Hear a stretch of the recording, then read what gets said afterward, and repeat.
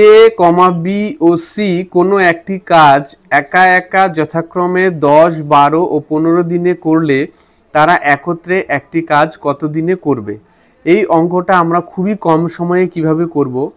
আলাদা আলাদাভাবে করলে এর সময় লাগে 10 দিন, বির সময় লাগে 12 দিন আর সির সময় লাগে 15 দিন।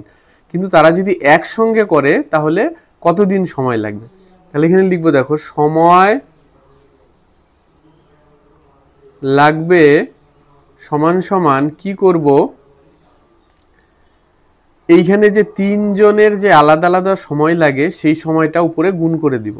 এর লাগে 10 দিন গুণ বির লাগে 12 দিন গুণ সির লাগে 15 দিন। আর নিচে কি করব, দুটো দুটো করে গুণ হবে। কিরকম দেখো, 10 গুণন 12 যোগ 12 গুণন 15 যোগ 10 গুণন 15।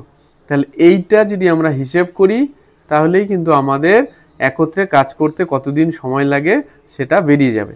তাহলে উপরে 10 গুণন 12 গুণন 15 থাকলো, এটা গুণ করলে হয় 120 যোগ এটা গুণ করলে হবে 180 যোগ আর এটা গুণ করলে হবে 150।